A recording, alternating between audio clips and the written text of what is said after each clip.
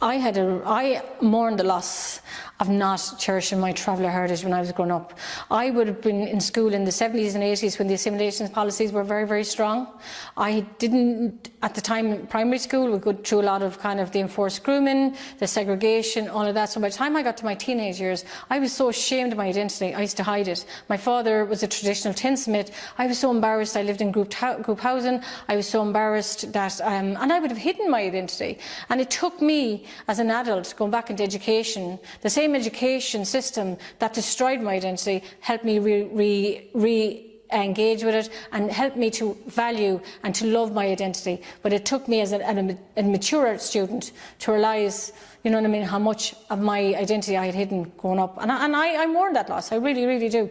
And now I shout it from the rooftops. I'm so proud to be a Minka Bjor. And I know you mightn't like the word, but it's very strong in my family. But I'm so proud of my identity now. But it took a while. It took education to realise how much education damaged me. If that makes sense. I was definitely assimilated, totally assimilated. I would have found years later when I started working in a travel organisation that I went into a room one day and a traveller woman said to me, "Oh, you don't look like a traveller."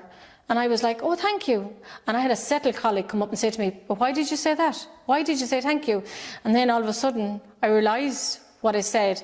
But then I had to go back, I went back into obviously studying and realise about the assimilation policies, the 1963 Commission of Itinerancy, the Education Act, the Welfare Act, all those different kind of acts that actually were impacted my education, and not just my education, but my whole life up until the last few years, when I'm actually now unlearning the lie.